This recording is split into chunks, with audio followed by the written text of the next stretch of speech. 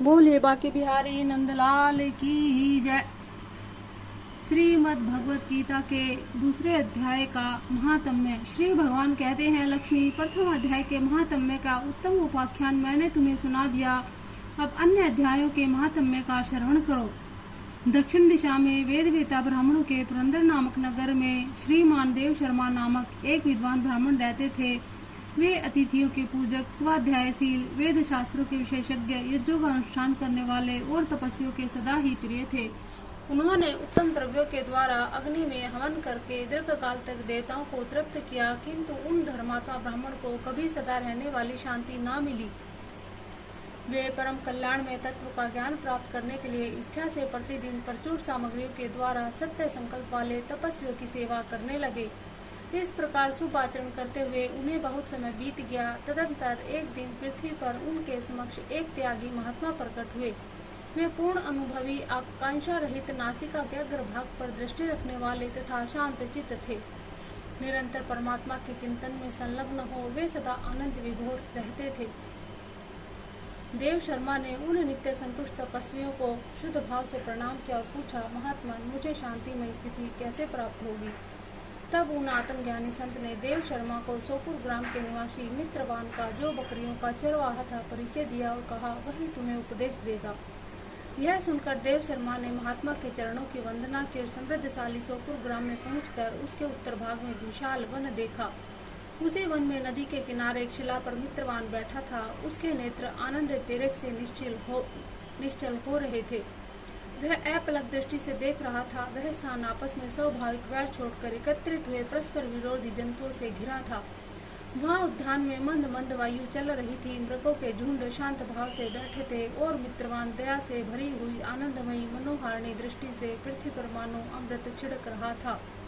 इस रूप में उसे देखकर देव शर्मा का मन प्रसन्न हो गया। वे उत्सुक होकर बड़े विनय के साथ मित्रवान के पास गए। मित्रवान ने भी अपना मस्तक को किंचित नवाकर देव शर्मा का सत्कार किया।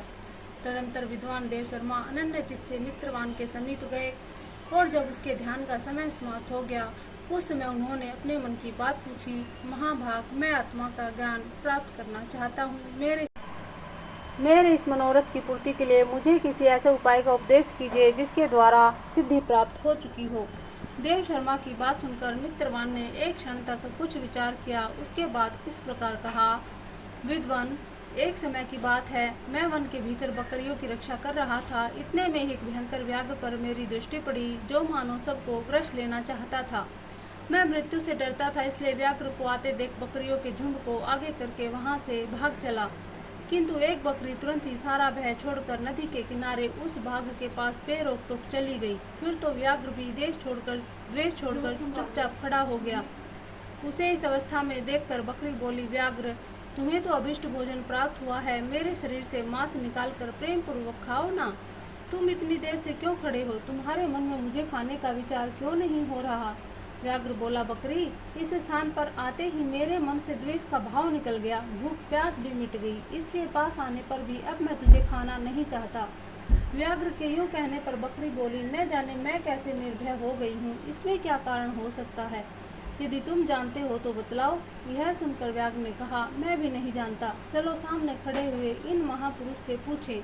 ऐसा निश्चय करके वे दोनों वहाँ से चल दिए। उन दोनों के स्वभाव में यह विचित्र परिवर्तन देखकर मैं बहुत विस्मय में पड़ा था। इतने में ही उन्होंने मुझसे ही आकर प्रश्न किया। वहाँ वृक्ष की शाखा पर एक वानरराज था। उन दोनों के साथ मैंने भी वानरराज से पूछा। विप्रवर, मेरे पूछने पर वानरराज ने आदरपूर्वक कहा, अजापाल, सुनो, इस विषय में मैं तुम्हें प्राचीन वृत्तांत सुनाता हूँ। यह समय वन के भीतर जो बहुत बड़ा मंदिर है, उसकी ओर देखो। इसमें ब्रह्मा जी का स्थापित किया हुआ एक शिवलिंग है। पूर्व काल में यहाँ सुकर्मा नामक एक बुद्धिमान महात्मा रहते थे, जो तपस्या में संलग्न होकर इस मंदिर में उपासना करते थे। वे वन में से फूलों को संग्रह कर लाते और नदी के जल से पूजनीय भगवान शंकर को स्नान कराकर उन्हीं से उनकी पूजा किया करते थे। इस प्रकार आराधना का कार्य करते हुए सुकर्मा यहाँ निवास करते थे। बहुत समय के बाद उनके समीप किसी अतिथि का आगमन हुआ। सुकर्मा ने भोजन के लिए फल लाकर अतिथि को अर्पण किया और कहा, विद्वान, मैं केवल आत्म तत्व की इच्छा से भगवान शंकर की आराधना करता हूँ। आज इस आराधना का फल परिपक्व होकर मुझे मिल गया, क्योंकि इस समय आप जैसे महापुरुष ने मुझ पर अनुग्रह किया। सुकर्मा के ये मधुर वचन सुनकर तपस्या के धनी महात्मा अतिथि को बड़ी प्रसन्नता हुई। उन्होंने एक शिलाखंड पर गीता का दूसरा अध्याय लिख दिया और ब्राह्मण को उनके पाठ एवं अभ्यास के लिए ज्ञान देते हुए कहा, ब्राह्मण, इससे तुम्हारा आत्मज्ञान संबंधी मनोरथ अपने आप सफल हो जाएगा। यूँ कहकर वे बुद्धिमान तपस्वी सुकर्मा के सामने उनके देखते ही देखते अंतर्ध्यान हो गए। सुकर्मा विस्मित होकर उनके आदेश अनुसार निरंतर गीता के द्वितीय अध्याय का अभ्यास करने लगे। तदंतर दीर्घ काल के पश्चात अंतकरण को शुद्ध होकर उन्हें आत्मज्ञान की प्राप्ति हुई। फिर वे जहाँ जहाँ गए वहाँ का तपोवन शांत हो गया। उनमें शीतोष्ण और राग देश आदि की बाधाएं दूर हो गई। इतना ही नहीं, उन स्थानों में भूख प्यास का कष्ट भी जाता रहा तथा भय का सर्वथा अभाव हो गया। यह सब द्वितीय अध्याय का ही जाप करने वाले सुकर्मा ब्राह्मण की तपस्या का ही प्रभाव समझो। मित्रवान कहता है, वानरराज के यूँ कहने पर मैं प्रसन्नतापूर्वक बकरी और बाघ के साथ उस मंदिर की ओर गया। वहाँ जाकर शिलाखंड पर लिखे हुए गीता के द्वितीय अध्याय को मैंने देखा और पढ़ा।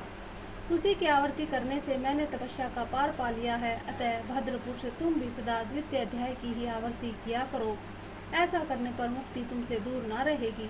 श्री भगवान कहते हैं कि प्रिय मित्रवान के इस प्रकार आदेश देने पर देव शर्मा ने उसका पूजन किया। उसे प्रणाम करके पुरंदरपुर की राह ली।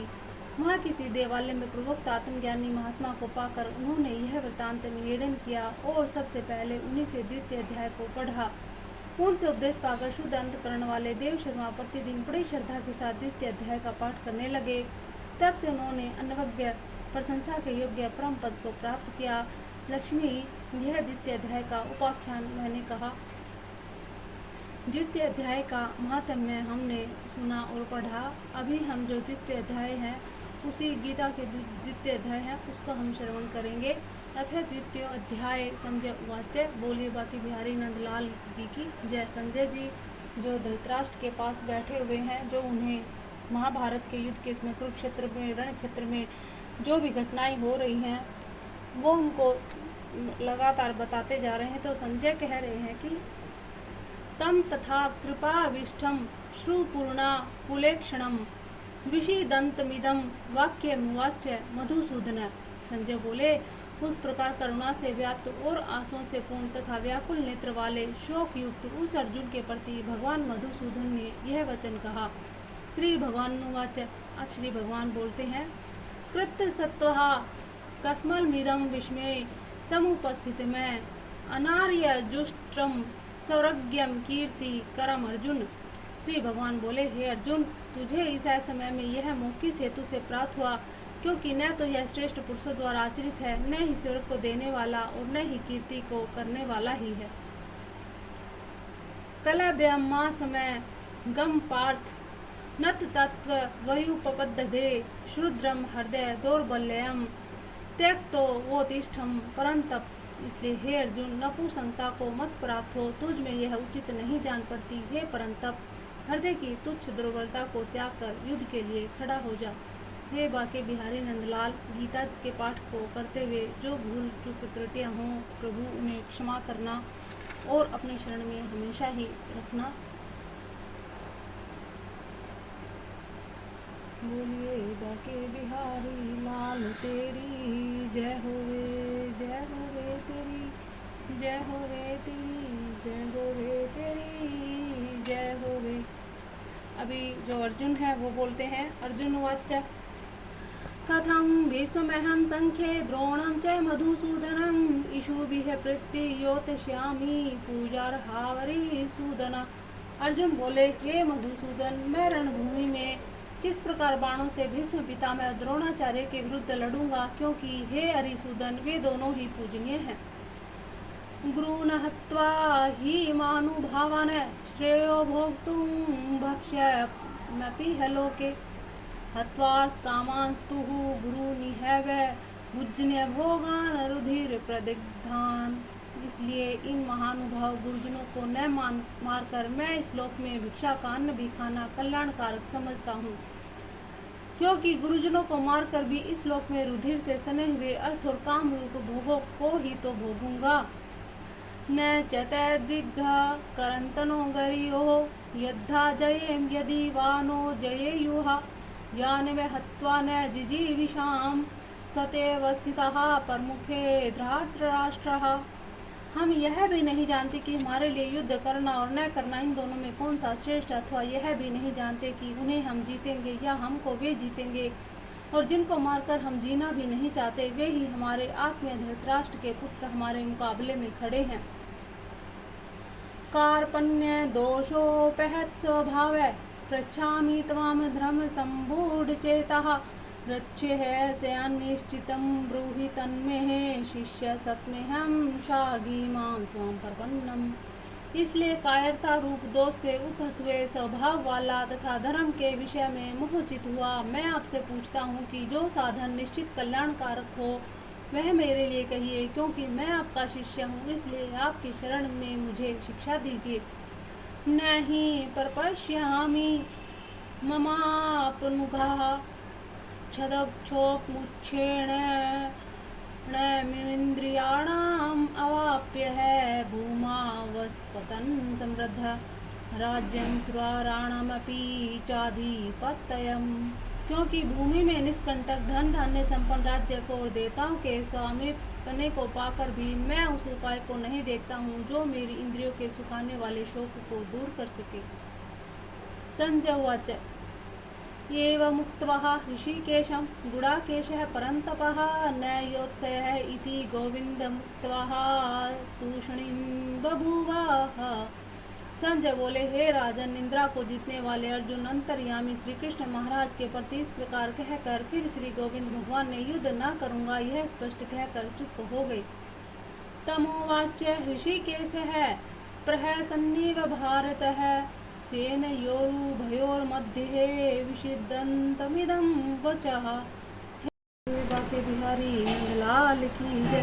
हे भरतवंशी धृतराष्ट्र, अंतर्यामी श्री कृष्ण महाराज दोनों सेनाओं के बीच में शोक करते हुए उस अर्जुन को हंसते हुए से वचन बोले। श्री भगवान उवाच ऐशोचानन्वशोचस्त्वहं प्रज्ञावादांश्च भाससे गतासुश्चं नानुशोचन्ति पंडिताः। श्री भगवान बोले, हे अर्जुन, तू न शोक करने योग्य मनुष्यों के लिए शोक करता है, न पंडितों के से वचन को कहता है, परंतु जिनके प्राण चले गए उनके लिए और जिनके प्राण नहीं गए उनके लिए भी पंडित जन शोक नहीं करते। न त्वेवाहं जातु नासं न त्वं नेमे जनाधिपः न चैव न भविष्यामि सर्वे वयमतः परम्। न तो ऐसा ही है कि मैं किसी काल में नहीं था, तू नहीं था, अथवा ये राजा लोग नहीं थे, और न ही ऐसा है कि इससे आगे हम सब नहीं रहेंगे। देहिनो अस्मिन् यथा देहे कौमारं यौवनं जरा तथा देहांतर प्राप्तिर्धीर स तत्र न मुह्यति। जैसे जीवात्मा की इस देह में बालकपन, जवानी और वृद्धावस्था होती है, वैसे ही अन्य शरीर की प्राप्ति होती है, उस विषय में धीर पुरुष मोहित नहीं होता। मात्रा स्पर्शास्तु कौन्तेय शीतोष्ण सुख दुः सदा आगमा पापीयनो नित्या सतां तितिक्षस्व भारत। हे कुंती पुत्र, सर्दी गर्मी दुख सुख को देने वाले इंद्र और विषयों के संयोग में तो उत्पत्ति विनाशशील और अनित्य है, इसलिए हे भारत उनको तू सहन कर। यम ही न व्यथयन्त ये तो पुरुषं पुरुषर्भा समुदुःख सुखम धीरम सोयं मृत्वाय कल्पते। क्योंकि हे पुरुष श्रेष्ठ, दुख सुख को समान समझने वाले जिस धीर पुरुष को ये इंद्रिय और विषयों के संयोग व्याकुल नहीं करते, वह मोक्ष के योग्य होता है। नासतो विद्यते भावो ना भावो विद्यते सतः उभयोरपि दृष्टौ अंत सत्ववनयो सत्तत्वदर्शिभिः। असत वस्तु की तो सत्ता नहीं है और सत्य का अभाव नहीं, इस प्रकार तत्वज्ञानी पुरुषों द्वारा इन दोनों का ही तत्व देखा गया है। अविनाशी तु तदिद्धि येन सर्वमिदं तत्तमम् विनाशमव्ययाशस्य न कश्चित् कर्तुमर्हति। नाश रहित तो तू उसको जान जिससे यह संपूर्ण जगत दृश्य वर्ग व्याप्त है और इस अविनाशी का विनाश करने में कोई समर्थ नहीं है। अंतवंत इमे देहा नित्यसयोक्ताः शरीरिणः अनाशिनो अप्रमेयस्य तस्मादुधायस्व भारत। इस नाश रहित पर मैं नित्य स्वरूप जीवात्मा के ये सब शरीर नाशवान कहे गए हैं। इसलिए हे भरतवंशी अर्जुन, तू युद्ध कर। य एनं वेति हन्तारं यश्च न मन्यते हतम् उभो तो न विजानितो नायं हन्ति न हन्यते। जो इस आत्मा को मारने वाला समझता है तथा जो इसको मरा हुआ मानता है, वे दोनों ही नहीं जानते, क्योंकि यह आत्मा वास्तव में न तो किसी को मारता है न किसी के द्वारा मारा जाता है। न जायते म्रियते वा कदाचित् नन्यायं भूत्वा भविता वा न भूयः अजो नित्यः शाश्वतोऽयं पुराणो न हन्यते हन्यमाने शरीरे। यह आत्मा किसी काल में भी न तो जन्मता है न ही मरता है तथा यह न उत्पन्न होकर फिर होने वाला ही है, क्योंकि यह जन्मा नित्य सनातन पुरातन है। शरीर के मारे जाने पर भी यह नहीं मारा जाता। वेदा विनाशिनं नित्यहं यह एनमजमव्ययं कथं स पुरुष पार्थ कं घातयति हन्तिकम्। हे प्रथापुत्र अर्जुन, जो पुरुष इस आत्मा को नाश रहित नित्य जन्म और अव्यय जानता है, वह पुरुष कैसे किसको मरवाता है और कैसे किसको मारता है। वांसांसि जीर्णानि यथा विहाय नवानि गृह्णाति नरो पराणि तथा शरीराणि विहाय जीर्णान्यनयानि संयाति नवानि देहि। जैसे मनुष्य पुराने वस्त्रों को त्याग कर दूसरे नए वस्त्र को ग्रहण करता है, वैसे ही जीवात्मा पुराने शरीरों को त्याग कर दूसरे नए शरीरों को प्राप्त होता है। नैनं छिदन्ति शास्त्राणि नैनं दहयति पावकः न चैनं कलेदयन्त्यापो न शोषयति मारुता। इस आत्मा को शस्त्र नहीं काट सकते, इसको आग भी जला नहीं सकती, इसको जल नहीं गला सकता और वायु नहीं सुखा सकती। अच्छेदो गो यमदाहयो यमक्ले घोषोष्य एवं च नित्य सर्वगतः सथाणुर्चलोऽयं सनातना। क्योंकि यह आत्मा अच्छेद्य है तथा आत्मा अदाह्य है, अक्लेग्य है और निसंदेह अशोष्य है तथा यह आत्मा नित्य सर्वव्यापी अचल स्थिर रहने वाला और सनातन है। अव्यक्तो अव्ययं चिन्तयो अव्ययं विकार्यो अमुच्यते तस्मादेवं विदित्वेन नानुशोचितुमर्हसि। यह आत्मा अव्यक्त है तथा यह आत्मा अचिंतन्य है और यह आत्मा विकार रहित कहा गया है। इससे हे अर्जुन, इस आत्मा को प्रयुक्त प्रकार से जानकर तू शोक करने को योग्य नहीं, अर्थात तुझे शोक करना उचित नहीं है। अथ चैनं नित्यजातं नित्यं वा मन्यसे मृतं तथापि त्वं महाभावो नयं शोचितुमर्हसि। किंतु यदि तू इस आत्मा को सदा जन्मने वाला सदा मरने वाला मानता है तो भी हे महाभाव, तू इस प्रकार शोक करने योग्य नहीं है। जातस्य हि ध्रुवो मृत्युर्ध्रुवं जन्ममृतस्य च तस्माद् परिहार्यर्थे न त्वं शोचितुमर्हसि। क्योंकि इस मान्यता के अनुसार जन्मे हुए की मृत्यु निश्चित है और मरे हुए का जन्म निश्चित है, इससे भी इस बिना उपाय वाले विषय में तू शोक करने के योग्य नहीं है। अव्यक्तादीनि भूतानि व्यक्तमध्यानि भारत है अव्यक्त निधनान्येव तत्र का परिवेदना। हे अर्जुन, संपूर्ण प्राणी जन्म से पहले अप्रकट थे और मरने के बाद भी अप्रकट हो जाने वाले हैं, केवल बीच में ही प्रकट है, फिर ऐसी स्थिति में क्या शोक करना। आश्चर्यवत् पश्यति कश्चिदेन माश्चर्यवदति तथैव चान्यः आश्चर्यवच्चन्न मन्यः शृणोति हि श्रुत्वाप्येन वेदं न चैव कश्चित्। कोई एक महापुरुष इस आत्मा को आश्चर्य की भांति देखता है और वैसे ही दूसरा कोई महापुरुष ही इसके तत्व का आश्चर्य की भांति वर्णन करता है तथा दूसरा कोई अधिकारी पुरुष ही इसे आश्चर्य की भांति सुनता है और कोई कोई तो सुनकर भी इसको नहीं जानता। देहि नित्यमवध्योऽहं देहे सर्वस्य भारत तस्मात् सर्वाणि भूतानि न त्वं शोचितुमर्हसि। हे अर्जुन, यह आत्मा सबके शरीरों में सदा ही अवध्य है, इस कारण संपूर्ण शरीरों के लिए संपूर्ण प्राणों के लिए तू शोक करने के योग्य नहीं है। स्वै धर्ममपि चावेक्ष्यहं न विकम्पितुमर्हसि धर्म्यार्धि युधा छिद्रो न यतक्ष क्षत्रियस्य न विद्यते। तथा अपने धर्म को देखकर भी तू भय करने योग्य नहीं, अर्थात तुझे भय नहीं करना चाहिए, क्योंकि क्षत्रिय के लिए धर्म युक्त युद्ध से बढ़कर दूसरा कोई कल्याणकारी कर्तव्य नहीं है। ये दृच्छः चोपन्नहं स्वर्गद्वारमपावृतं सुखीन क्षत्रियां पार्थ लभन्ते युद्धे मृदेशिम्। हे पार्थ, अपने आप प्राप्त हुए और खुले हुए स्वर्ग के द्वार रूप इस प्रकार के युद्ध को भाग्यवान क्षत्रिय लोग ही पाते हैं। अथ चेत्त्वमिमं धर्म्यं संग्रामं न करिष्यसि हि ततः सर्वधर्म कीर्ति च हित्वा पापमवाप्स्यसि। किंतु यदि तू धर्म युक्त युद्ध को न करेगा तो स्वधर्म और कीर्ति को खोकर पाप को प्राप्त होगा। अकीर्तिं चापि भूतानि कथयिष्यन्ति ते एवं संभवात् तस्य च कीर्तिर्मरणादिति रिच्यते। तथा सब लोग तेरी बहुत काल तक रहने वाले अपकीर्ति का भी कथन करेंगे। मान्य पुरुष के लिए अपकीर्ति मरण से भी बढ़कर है। भयाद्रणादुपरन्तनं मरन् मंस्यन्ते त्वां महारथाः येषां च त्वं बहुमतो भूत्वा यास्यसि लाघवम्। और जिनकी दृष्टि में तू पहले ही बहुत सम्मानित होकर अब लघुता को प्राप्त होगा, वे महारथी लोग तुझे भय के कारण युद्ध से हटा हुआ मानेंगे।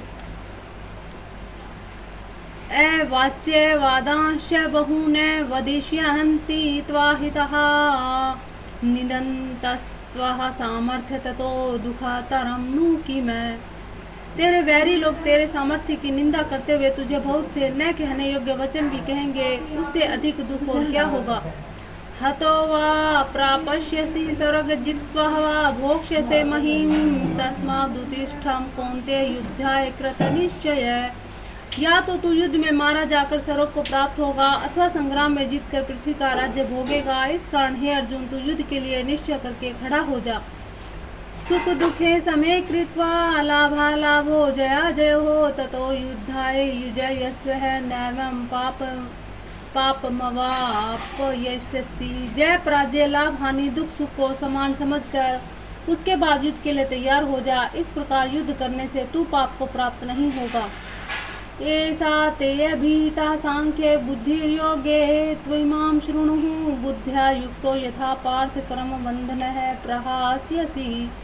हे पार्थ, तू बुद्धि के लिए ज्ञान योग के विषय में कही गई और अब तू इसको कर्म योग के विषय में सुन। जिस बुद्धि से युक्त हुआ तू कर्मों के बंधन को भली भांति त्याग देगा अर्थात सर्वथा नष्ट कर डालेगा।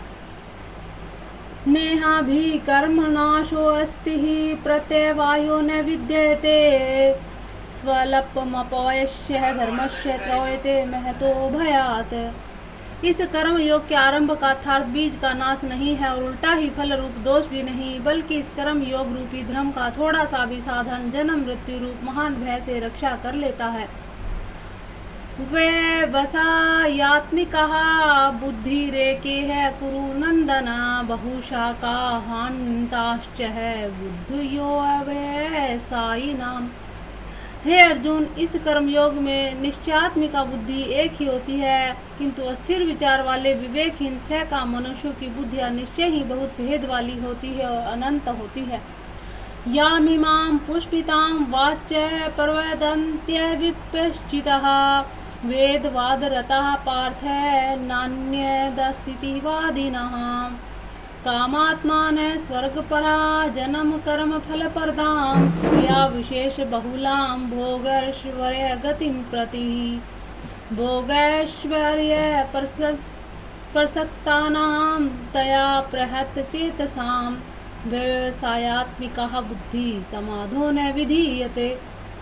हे अर्जुन, जो भोगों में तन्मय हो रहे हैं, जो कर्म फल के प्रशंसक वेद वाक्यों में ही प्रीति रखते हैं, जिनकी बुद्धि में स्वर्ग ही परम प्राप्य वस्तु है और जो स्वर्ग से बढ़कर दूसरी कोई वस्तु ही नहीं, ऐसा कहने वाले हैं, वे विवेकी जन इस प्रकार की जिस पुष्पित अर्थात दिखाऊ शोभा युक्त वाणी को कहा करते हैं, जो कि जन्म रूप कर्म फल देने वाली एवं भोग तथा ऐश्वर्य की प्राप्ति के लिए नाना प्रकार की बहुत सी क्रियाओं का वर्णन करने वाली है।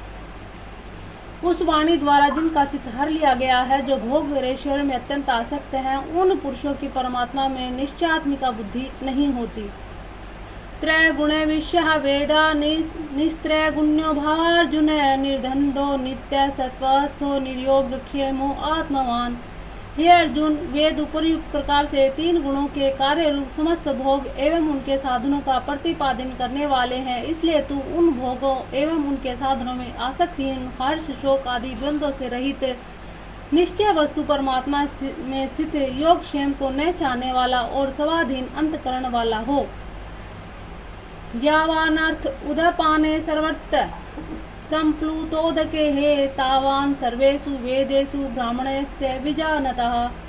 सब ओर से संपूर्ण जलाशय के प्राप्त हो जाने पर छोटे छोटे जलाशय में मनुष्यों का जितना प्रयोजन रहता है, ब्रह्म को तत्व से जानने वाले ब्राह्मण का समस्त वेदों में उतना ही प्रयोजन रह जाता है। कर्मण्येवाधिकारस्ते हे मा फलेषु कदाचन मा कर्म फल हेतु भूर्मा ते संयोग सत्व कर्माणि। तेरा कर्म करने में ही अधिकार है, उसके फलों में कभी नहीं, इसलिए तू कर्मों के फल का हेतु मत हो, तेरी कर्म न करने में भी आसक्ति न हो।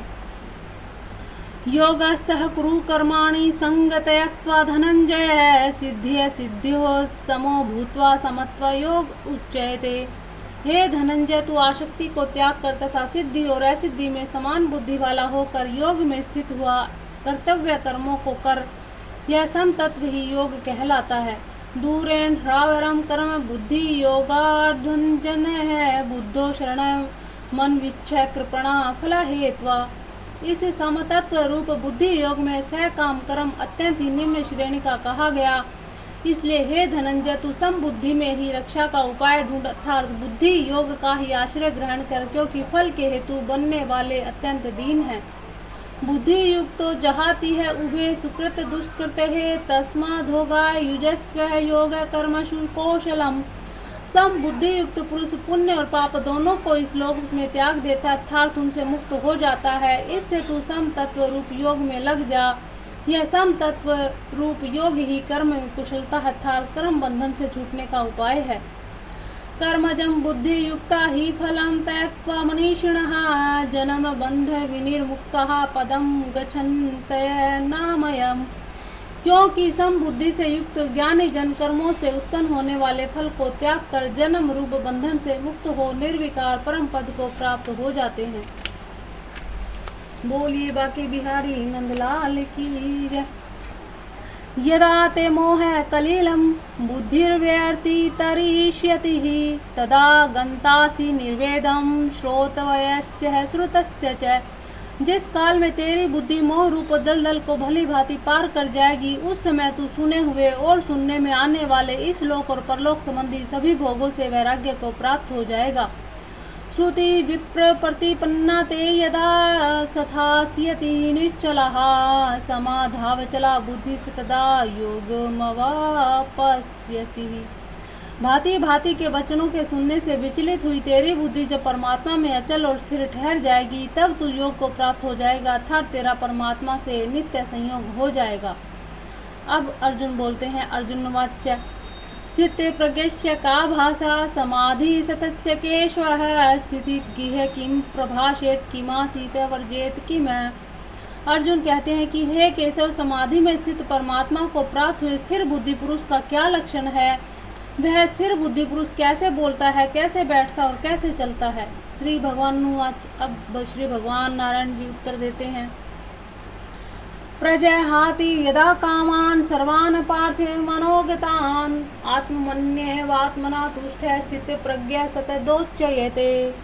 श्री भगवान बोले, हे अर्जुन, जिस काल में यह पुरुष मन में स्थित संपूर्ण कामनाओं को भली भांति त्याग देता है और आत्मा से आत्मा में ही संतुष्ट रहता है, उस काल में वह स्थित प्रज्ञ कहा जाता है।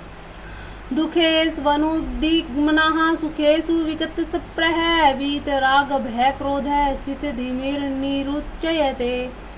दुखों की प्राप्ति होने पर जिसके मन में उद्वेग नहीं होता, सुखों की प्राप्ति में जो सर्वथा निष्प्रह है तथा जिसके राग भय क्रोध नष्ट हो गए हों, ऐसा मुनि स्थिर बुद्धि कहा गया है। यह सर्वतान भीषणेह हस्तत्त प्रतिप्राप्य शुभाशुभम नाभिनंदति न द्वेष्टि तस्य प्रजा प्रतिष्ठितः। जो पुरुष सर्वत्र स्नेह रहित हुआ उस शुभ या अशुभ वस्तु को प्राप्त होकर न प्रसन्न होता है न द्वेष करता है, उसकी बुद्धि स्थिर है। यदा संहरते चायं कुमार्गानि व सर्वस्य इंद्रियाणि इंद्रियार्थे भयसतस्य प्रज्ञा प्रतिष्ठितः। और कछुआ सब ओर से अपने अंगों को जैसे समेट लेता है, वैसे ही जब यह पुरुष इंद्रियों के विषयों में इंद्रियों को सब प्रकार से हटा लेता है, तब उसकी बुद्धि स्थिर है, ऐसा समझना चाहिए। विषया विनिवर्तन्ते निराहारस्य देहिनः रसवर्ज रसो अपयस्य परम दृष्ट्वा निवर्तते। इंद्रियों के द्वारा विषय को ग्रहण न करने वाले पुरुष के भी केवल विषय तो निवृत्त हो जाते हैं, परंतु उनमें रहने वाली आसक्ति निवृत्त नहीं होती। इस स्थिति प्रज्ञा पुरुष की तो आसक्ति भी परमात्मा का साक्षात्कार करके निवृत्त हो जाती है। यततो हापि कौन्तेय पुरुषस्य विपञ्चितः इंद्रियाणि परमार्थीनि हरन्ति प्रसभं मनः। हे अर्जुन, आसक्ति का नाश न होने के कारण ये प्रथमन स्वभाव वाली इंद्रियां यत्न करते हुए बुद्धिमान पुरुष के मन को भी बलात्कार से हर लेती हैं। तानि सर्वाणि संयम्य युक्त आसीत् मत्परः वसेहि यस्येन्द्रियाणि तस्य प्रज्ञा प्रतिष्ठितः। इसलिए साधक को चाहिए कि वह उन संपूर्ण इंद्रियों को वश में करके समाहित चित हुआ मेरे परायण होकर व्यान में बैठे, क्योंकि जिस पुरुष की इंद्रियां वश में होती हैं उसी की बुद्धि स्थिर होती है। ध्यायेतो विषयान् पुंसः संगस्तेषुपजायते संगात् संजायते कामे कामात् क्रोधो अभिजायते। विषयों का चिंतन करने वाले पुरुष की उन विषयों में आसक्ति हो जाती है और आसक्ति से उन विषयों की कामना उत्पन्न होती है और कामना के विघ्न पड़ने से क्रोध उत्पन्न होता है। क्रोधात् भवति सम्मोह, सम्मोहात् स्मृति विभ्रम, स्मृति भ्रमाशांत बुद्धिनाशो, बुद्धिनाशात् प्रणश्यति। क्रोध से अत्यंत मूढ़ स्वभाव हो जाता है, मूढ़ स्वभाव से स्मृति में भ्रम हो जाता है, स्मृति में भ्रम हो जाने से बुद्धि अर्थात ज्ञान शक्ति का नाश हो जाता है और बुद्धि का नाश हो जाने से वह पुरुष अपनी स्थिति से गिर जाता है। राग द्वेष वियुक्तस्तु विषयानिन्द्रियश्चरन् आत्मवश्यः विधीर्ये आत्मा प्रसादमधिगच्छति। परंतु अपने अधीन किए हुए अंतकरण वाला साधक अपने वश में की हुई राग द्वेष से रहित इंद्रियों द्वारा विषयों में विचरण करता हुआ अंतकरण की प्रसन्नता को प्राप्त होता है। प्रसादे सर्वदुःखानां हानिर्षयोपजायते प्रसन्न चेतसो ह्रासु बुद्धि पर्यवतिष्ठते। अंतकरण की प्रसन्नता होने पर इसके संपूर्ण दुखों का अभाव हो जाता है और उस प्रसन्न चित्त वाले कर्म योगी की बुद्धि शीघ्र ही सब ओर से हटकर एक परमात्मा में ही भली भांति स्थिर हो जाती है। नास्तिर बुद्धि युक्तस्य न चायुक्तस्य भावनः न चाभाव्यते शांतिर शांतस्य कुतः सुखम। न जीते हुए मन और इंद्रिय वाले पुरुष में निश्चयात्मिका बुद्धि नहीं होती और उस अयुक्त मनुष्य के अंतकरण में भावना भी नहीं होती तथा भावहीन मनुष्य को शांति नहीं मिलती और शांति रहित मनुष्य को सुख कैसे मिल सकता है। इंद्रियाणां हि चरन्तां यन्मो विधीयते तदस्य हरति प्रजावानुर्वामी वामभसिः। क्योंकि जैसे जल में चलने वाली नाव को वायु हर लेती है, वैसे ही विषयों में विचरती हुई इंद्रियों में से मन जिस इंद्रिय के साथ रहता है वह एक इंद्रिय इस अयुक्त पुरुष की बुद्धि को हर लेती है। तस्मादस्य महाभावो निवृत्ति हानि सर्वशः इंद्रियाणि इंद्रियार्थे भयसतस्य प्रजा प्रतिष्ठिताः। इसलिए हे महाभाव, जिस पुरुष की इंद्रियां इंद्रियों के विषयों में सब प्रकार निग्रह की हुई हैं उसी की बुद्धि स्थिर है। या निशा सर्वभूतानां तस्यां जागृति संयमी यस्यां जागृति भूतानि सा निशा पश्यतो मुने। संपूर्ण प्राणियों के लिए जो रात्रि समान है उस नित्य ज्ञान स्वरूप परमानंद की प्राप्ति में स्थित प्रज्ञा योगी जागता है और जिस नाशवान सांसारिक सुख की प्राप्ति में सब प्राणी जागते हैं परमात्मा के तत्व को जानने वाले मुनि के लिए वह रात्रि के समान है। आपूर्यमाणमचल प्रतिष्ठितं समुद्रमाप प्रविशन्ति यदं तदत्कामायं प्रविशन्ति सर्वे स शान्तिमाप्नोति न कामकामी। जैसे नाना नदियों के जल सब ओर से परिपूर्ण चल प्रतिष्ठा वाले समुद्र में उसको विचलित न करते हुए समा जाते हैं, वैसे ही सब भोग जिस स्थिति प्रज्ञा पुरुष में किसी प्रकार का विकार उत्पन्न किए बिना ही समा जाते हैं, वही पुरुष परम शांति को प्राप्त होता है, भोगों को चाहने वाला नहीं। विहाय कामान्य सर्वान्य पुमांश्चरति निस्पृह निर्ममो निरहंकार सह शांति मधिगच्छति। जो पुरुष संपूर्ण कामनाओं को त्याग कर ममता रहित, अहंकार रहित और सप्रहा रहित हुआ विचरता है, वही शांति को प्राप्त होता, अर्थात वह शांति को प्राप्त है। एषा ब्राह्मे स्थिते पार्थ नैना प्राप्य विमुहति स्थिति वश्यामंत काले अपि ब्रह्मा निर्वाण मूर्छति। हे अर्जुन, यह ब्रह्मा को प्राप्त हुए पुरुष की स्थिति है। इसको प्राप्त होकर योगी कभी मोहित नहीं होता और अनंत काल में इस ब्रह्म स्थिति में स्थित होकर परमानंद को प्राप्त हो जाता है। ओम तत्सदिति श्रीमद्भगवद्गीतासु उपनिषत्सु ब्रह्म विद्यायां योग शास्त्रे श्री कृष्ण अर्जुन संवादे सांख्य योगो नाम द्वितीयोऽध्याय। ओम कृष्णाय वासुदेवाय हरे परमात्मने प्रणतक्लेश नाशाय गोविंदाय नमो।